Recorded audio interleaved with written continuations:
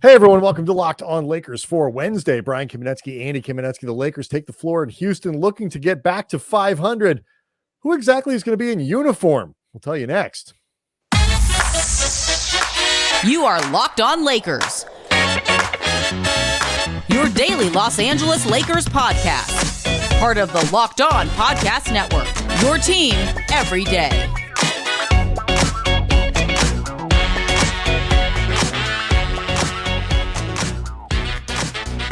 Thanks to everyone for making Locked On everyone for making Locked On Lakers your first listen of every day, Monday through Friday, no matter how or where you get your podcasts. Always free, never going to be behind a paywall. Locked On Lakers on YouTube is where over 21,000 subscribers are hanging out, talking to us, talking to each other, reacting to Tuesday's show, where we some people think, Andy, we were a little too critical of D'Angelo Russell. We will maybe try to get into that before the end of today's show. Want to let you know that today's episode is brought to you by FanDuel. Make every moment more. Right now, new customers get $150 in bonus bets with any winning $5 moneyline bet. That's $150 if your team wins. Visit FanDuel.com/locked-on to get started. We're going to talk a little bit about LeBron James, and he's getting a little bit of the Shaq treatment in some ways, Andy, that has the Lakers a little ticked, and certainly LeBron is not exactly pleased about it when it comes to getting foul calls. But let's start with tonight's game in Houston, 5 o'clock tip. Roll call. Roll call. 5 o'clock tip for the Lakers on the West Coast. Catch every minute of every game on the Lakers hometown broadcast with Sirius XM on the SXM app. Search Lakers. It's trying to figure out who's going to be playing in this one. Anthony Davis, questionable. Jaxson Hayes, questionable.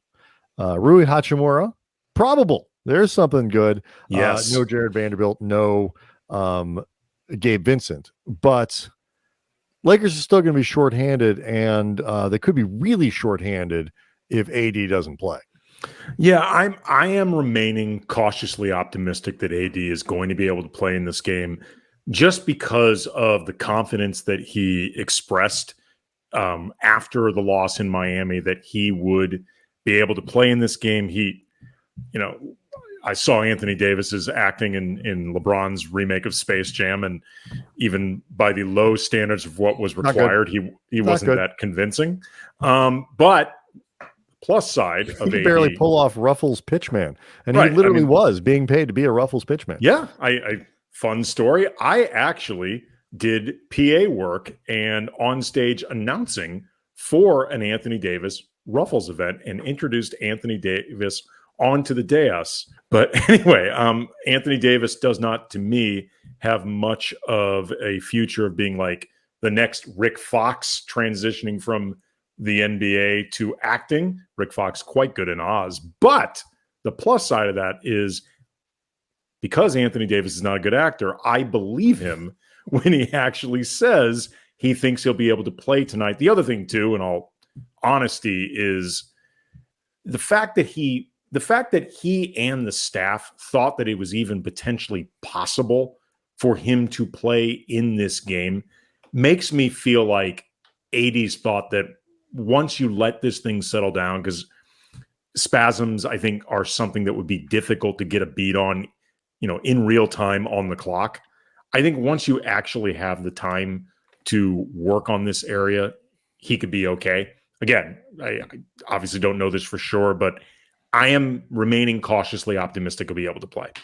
I don't know. I mean, we'll see, obviously as the day goes along, people are listening to the show and getting ready for the game. Hopefully, more good news is coming out. We'll see. It could be the type of thing where they test it out before the game and see how it goes.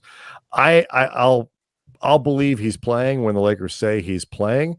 And if he's playing, it means that the Lakers truly believe that this is not a serious injury, because what they do not want to do is turn something that is a 1-game absence, maybe a 2-game absence, into a 5 or 7 or 10-game absence. And, that to me is the biggest reason why I think they sit him out for Wednesday, is just to make sure that it heals, because the Lakers aren't going to get by for 10 games, 15 games or something like that should they make this worse. But I agree with you. His reaction made it seem like it wasn't some sort of long-term thing. The fact the Lakers even let him go back in the game.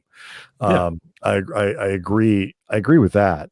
But the flip side is there is an onus for him to get back on the floor, because at 3-4, going into Phoenix on Friday,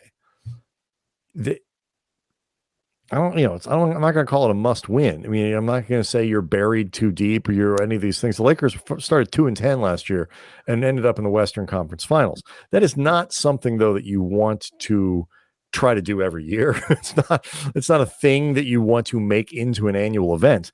And you don't want to fall 3-5, 3-6, 4-7, and those things, to where you lose the luxury of giving AD or LeBron or anyone for that matter 2 or 3 games off that they might legitimately need later in the season, because you're chasing victories, because you got off to a bad start. We spent a lot of the summer, Andy, talking about the difficult schedule to open the season, and they were only about halfway through that pretty brutal opening 15 game stretch. And what it would mean for the Lakers if they got off to a bad start and the disadvantage that they put him at. They're not there yet, but at 3-4, they're closer to that than they are. Wow, awesome start. Well, plus side though, Rui Hachimura is probable heading into this game against Houston, and they really need him, because they just need more bodies, they need more players, they need more options, period. But also, two, they could really use some bench scoring. The Lakers are, if not the worst in the league, one of the worst in the league in terms of bench unit scoring. Granted, it is a very skewed contextual stat for them right now, because they have been missing a lot of bench players. Right, half their bench has been starting. Right, and Christian Wood has not been scoring at the clip that people are used to him with, because to his credit, he's been very clearly focusing on the other things that have been asked of him, like rebounding and defense and just overall effort on, in the areas that don't involve scoring. And that's been great. But combined with some of the other players that have not been available, or some of the guys who've had to move into the starting unit, just the Lakers have been really, really hurting for production off the bench. So getting Rui back would be extremely important. Not to mention, just Rui is not necessarily a proven 3-point shooter, but game-winning opportunity against Miami. If you had to choose between Cam Reddish, Max Christie, or Rui Hachimura as the 5th guy out on the floor in that scenario, Christie and Reddish are sitting. Rui is going to be one of those guys. Lakers currently a bottom 5 team in 3-point percentage, just under 31% as they go into Wednesday's game. So the improvement in the outside shooting hasn't quite happened yet. Something else, there's one other thing about sort of these guys in and out of the lineup that I actually think could benefit Hachimura. But we'll get to that. And then, why can't LeBron James get a call? That's the question we'll ask next.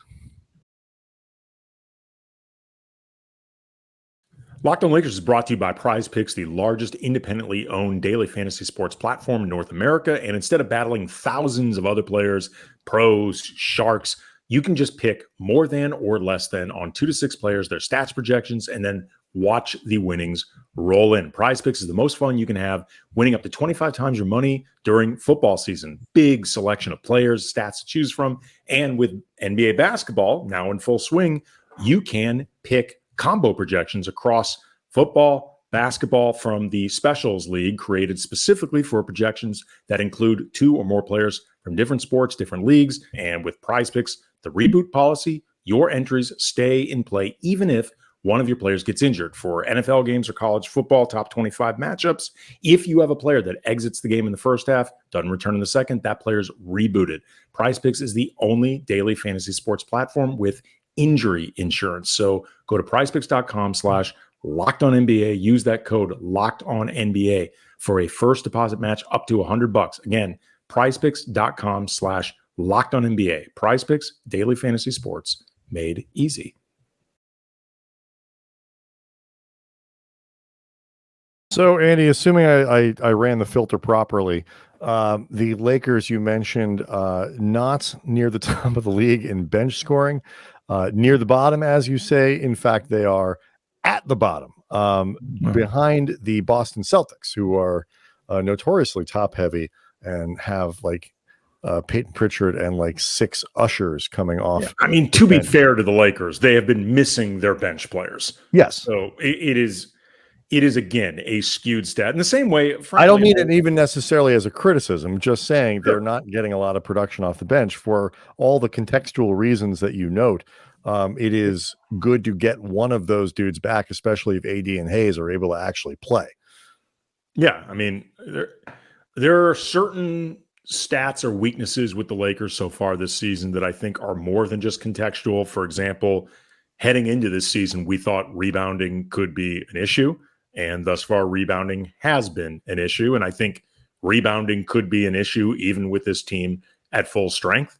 But then there are other areas where it's like, dude, you need to see a whole team. Like, this is not the team that they put together to try to get back to the Western Conference Finals and further. That's not being Pollyanna. That's just the truth. It's in the group. So we'll see what happens in that regard tonight. One of the fun side notes of tonight's game, of course, is the LeBron James versus Dillon Brooks thing. That was a problem for Dillon Brooks during the playoffs last year when Brooks was with Memphis. Brooks, I would say with a little bit more humility, still says he's ready for the challenge to try to lock down LeBron in tonight's game, ready to lock him up, he said this week to the media in Houston. I saw a lot of poking the bear memes going around and people ready to light up Dillon Brooks. I didn't think this was quite that bad, but it should be noted that Brooks is actually playing very well in the early going for the Rockets, who actually themselves are, they're not going to win the conference, but are looking much more like an actual basketball team these days. Well, I mean, they've grown more experience with some of their younger players. And then when you bring in Fred VanVleet and Dillon Brooks, you just have more of a foundation of actual experience. As far as Brooks with those comments, the difference between what he said heading into the opening round of the playoffs, I poke bears and calling LeBron old, and then proceeding to have what seemed at the time to be, a reputationally ruining and financially ruining postseason struggle. It turned out it was just reputationally ruining. Dude got paid quite handsomely. Quite frankly, if that's what happens with getting humiliated on a national scale, please, by all means, world, humiliate. Sign me up. Exactly. What do I have to do? You can humiliate me publicly every day for the rest of my life if it means $80 million in change. Yeah. Please. Didn't see that coming, Andy. No. Although, to Dillon Brooks' credit, Dillon Brooks seemed to be the one guy who saw it coming. Although, I mean, again, it's like this is why I'm so bad at this game of like who's going to make what and all that kind of stuff. Lonnie Walker, who's tearing it up right now in Brooklyn, got a minimum, and like after a pretty good season with the Lakers last year, I thought ended up getting a pretty good half season or so. Good enough that you're like, oh, maybe he's going to make him. Point being, played pretty well, ends up on a minimum, is playing very well right now. Dillon Brooks has this god awful postseason where he's basically cast out of Memphis, where they sent him off into the wilderness. Didn't seem like anybody's going to want to pay him. And all of a sudden, Houston, they have money that they need to spend. And as kind of annoying as Dillon Brooks can be, actually kind of a need for that type of guy who is obviously very committed to defense and by all rights was very popular, up until the end, at least in the locker room. And Is it and so popular until he wasn't? right in Memphis until until it sort of jumped the shark at the wrong time. But like Houston had a need for that, and the broader market wasn't there.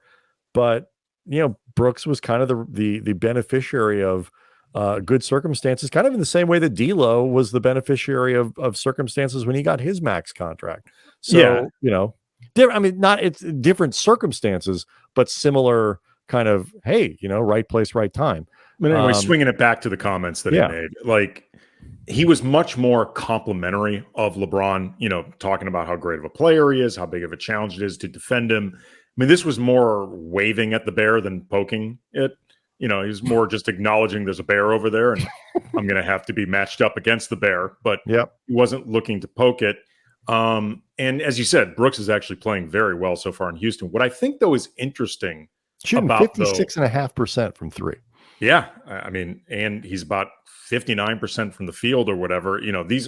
These are, I mean, obviously these are ungodly, numbers that can't frankly be sustained for a whole season, but just the efficiency is one of the big things lacking from Brooks last year. And who knows, maybe he was just pressing too hard heading into a contract year. He's wound pretty tight as it is. Mm-hmm. One of the things that I do think is interesting, though, with this matchup, before we even start talking more broadly about LeBron and calls and drawing fouls, etc., the fact that the Lakers and LeBron have publicly and internally within the league raised this issue of the way LeBron gets reffed, the calls that he's not getting. You would think that LeBron frickin' James could get to the line more than 23rd best in the league as he currently is right now. I doubt that. I think this would have been said regardless of who the next opponent was after Miami, but it's interesting that it's coming ahead of what could very well be an extremely physical matchup against Dillon Brooks. And it might cause Dillon Brooks to either be a little more self-aware with how he's being refereed, thinking that, the refs are going to be on high alert because everybody's watching what are you doing with LeBron after he complained. Or it could lead to Dillon Brooks getting on tilt, or it could lead to nothing. But either way, I just think it's interesting heading into this specific game where there is a high-profile defender going matched up against LeBron. I just think that's interesting.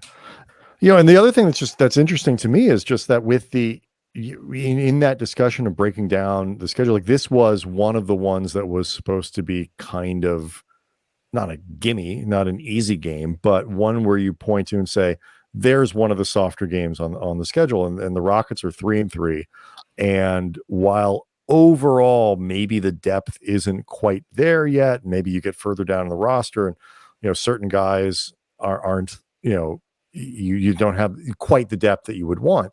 That starting lineup of Van Vliet and Brooks and Green and Şengün and Jabari Smith Jr. is well above water in terms of plus 37 in 109 minutes playing together. So like that is, and they're 3-3. So, this is a much tougher game than it would have appeared on paper going into the season. For that matter, these San Antonio games aren't going to be quite as easy either. So it just is unrelenting. And that could be one of the reasons that Anthony Davis plays, if it is all possible, even if he's in some discomfort, even though you don't want to be doing that this early in the season. Why can't LeBron James get a call, Andy? I have my theories. We'll talk about it next. Locked On Lakers is brought to you by FanDuel, and you can enjoy this NFL season with incredible offers from FanDuel, America's #1 sportsbook. Right now, new customers get $150 in bonus bets back with any winning $5 moneyline bet. So just $5, your team wins $150 back in bonus bets. You can use those bonus bets on spreads, player props, over-unders, all sorts of fun options. The app's really easy to use, everything right at your fingertips. And of course, NBA props you can bet on. As of this recording, the Lakers are 2.5-point favorites on the road against the Rockets. People may be feeling good about an AD return, or Rui Hachimura returning, or D'Angelo Russell redeeming himself after getting ejected, or just LeBron says enough is enough. We're getting a road win. Either way, the skeleton crew right now is favored. So visit FanDuel.com/locked-on and enjoy this NFL season. Enjoy sports with an offer you don't want to miss. FanDuel, an official partner of the NFL. Yeah, so from an entertainment standpoint, I am actually looking forward to seeing the Rockets play, just because I'm always intrigued by young rebuilding teams, and when they look like they've hit that point where you go, okay, they're an actual team now. And clearly Houston thinks they had something there because, they spent the money on Van Vliet and they spent the money on Dillon Brooks to some degree. Again, they kind of had to spend money on a coach. Yeah, but they spent money on guys that you spend money on for the length of time that when you think like, okay, we're closer to growing into something.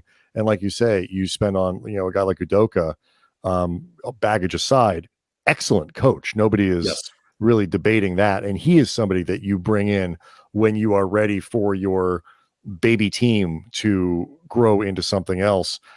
Phoenix on Friday, then it's Portland, the Grizzlies. We'll see if they've turned anything around by the middle of the month. Kings, Blazers again, Rockets again, Jazz, Mavericks, Cavs, as we get close to Thanksgiving, and then the Sixers. It's just relentless. It would help the Lakers if LeBron James could find his way to the free throw line. I am not one who really believes it's worth spending a lot of time complaining about officiating. That said, the amount of calls that LeBron does not get, as we set ourselves up for the eye-rolling segment for non-Lakers fans, but whatever, y'all are just wrong out there. When you watch the tape, the amount of calls that LeBron is not getting is staggering, is particularly when he's on his way to the basket, when he's, driving in the open court, on the break, he does not get a whistle. And it's kind of staggering at this point. Yeah, reading a piece from Dave McMenamin from ESPN, the 4-time league MVP has drawn a foul on just 6% of his drives this season, according to Second Spectrum data, which is the 8th lowest rate among the 34 players to record 70 or more drives in 23-24. He is currently 23rd in the league in free throw attempts per game. I believe he's just behind Steph Curry. He's actually interesting, about 0.4 of an attempt behind Anthony Davis, who you could argue also could deserve a few more calls. Say what you will about AD, but he spends an awful lot of time down low, as often the only guy trying to grab offensive rebounds. Maybe, but the LeBron stuff to me is far more egregious absolutely, than what Davis is or isn't getting. What's your theory? Because I have mine, and it's remarkably boring. I'm just curious if it matches with yours. I think LeBron is kind of this generation Shaq, where he seems difficult to officiate because if you're doing this literally pretty much every time LeBron ever drives, he could be drawing a foul, and kind of like Shaq, he could foul out an entire team by halftime if he really went letter of the law. I also think somebody as physically imposing as LeBron, again, like Shaq, can get hammered in ways that look like glancing blows. I think those two factors make for refs figuring out what to do with LeBron seem, I guess, more complicated than, say, Giannis, who does at least much of the same things as LeBron when it comes to driving towards the rim, getting contact, that sort of thing. And Giannis is so far this season a human parade to the line. He's averaging, I think, 10 free throw attempts per game. Like the gap between, we've seen the numbers laid out. LeBron does a lot of driving to the basket. He goes out of his way right now to try to be in transition as much as possible. For as much as fans have and we have noted that he sometimes takes too many threes. It's very analytics friendly. It's either threes or drives to the rim. LeBron is not spending a lot of time putting up 15-footers. No. I think you're basically, the first part of your explanation is where I am. He's too strong. Like when you go back, part of the reason Austin Reaves gets a call or Trae Young gets calls or other guys, either they kind of flail around and flop about and all that kind of stuff. And LeBron kind of just doesn't do that. And I don't think he's too big and too strong, I think, to get credit for that. I think if he started, throwing his head back and doing all that stuff, Trae Young-ish kinds of things, or even quite frankly, Austin Reaves-ish kinds of things, officials would tell him to knock that bleep off and go play. But when you watch these replays of him going to the basket and getting contact, it seems like probably 75 or 80% of the time, his arm or whatever part of his body does not move when he gets the contact. It is so hard because he's that strong to do something that actually makes a difference in like the path of his body. I legitimately think sometimes officials don't even see it because you're watching for the reaction. You're watching for change in body position. You're watching for an arm to end up somewhere where it wasn't before to help confirm the contact. And half the time he just doesn't provide that because he's so flippin' strong on the ball. I mean, if that's what it is, then I would say rather than trying to look for how much the arm moves, just look at was he hit or not. Well, I'm saying, my point is, I don't think sometimes, I think those are some of the visual cues that officials are looking for to determine whether or not a foul is made. I'm saying if that's the case, if you are correct in that determination, I would argue they're looking at the wrong thing. Or look at something else, or look harder, or there is no way for the amount of time. I'm not saying you got to blow a whistle every time he goes to the basket. I'm not, if it were up to these guys, they always get fouled. They'd be at the line on every shot that they take. Everything is an and one or two shots or whatever. And by the way, that's every single player in the league. Yes. They all think they're getting fouled constantly. And to some degree, they are. But there is no way, 0% chance that LeBron James is not getting fouled more often on these drives to the basket than he's getting calls.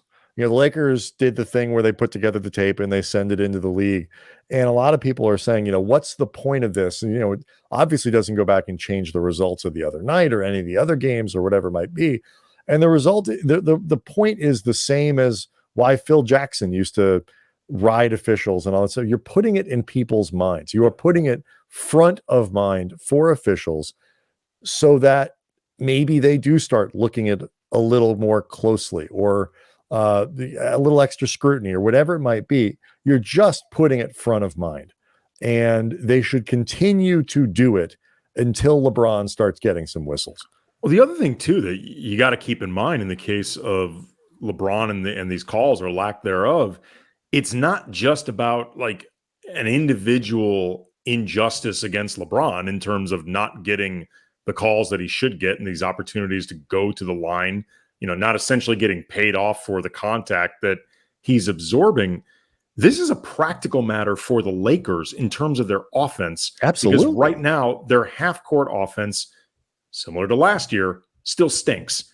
And, I'm sure it is in part a function of the guys that they have been missing. They haven't really been able to develop it as well as they hoped to improve it this year. It's been particularly bad when LeBron doesn't play, by the way. We're still struggling with that issue. Well, I mean, LeBron is the best guy that they would have to operate a half-court.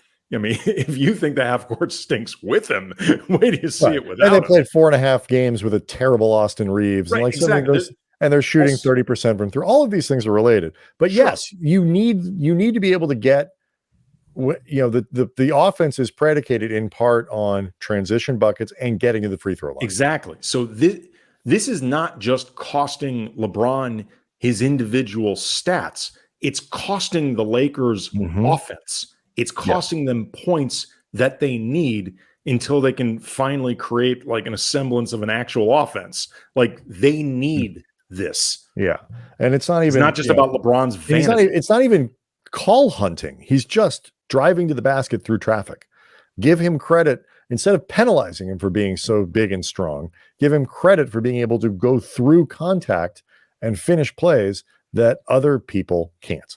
Tell these other slack asses to lift weights and get stronger and whatever. Exactly. Locked On Lakers on you. You spend $1 million a year on your body. Get out there. Other NBA players. Chet Holmgren. That's right. Poku. Wemby. I forget who pointed that. This is as bad as Wemby is ever going to be. Yeah. Like right now. He's so never going to be worse as an NBA player than he is right now. My God. That is crazy. I was like, that is a great way of phrasing that. It's really fun that the Lakers, it's a odd scheduling quirk, but they get back-to-back games in San Antonio. I really want back-to-back AD versus Wemby on just a bunch of different levels. Please let us have this. That is December 13th and December 15th. Locked On Lakers on YouTube is where you can go to see the show.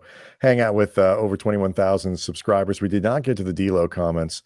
We'll see if those are still live after Wednesday's game. If it gets thrown out again, I suspect they will be. Hopefully they won't be, at least for that reason. This is a big game, and it should be a fun one.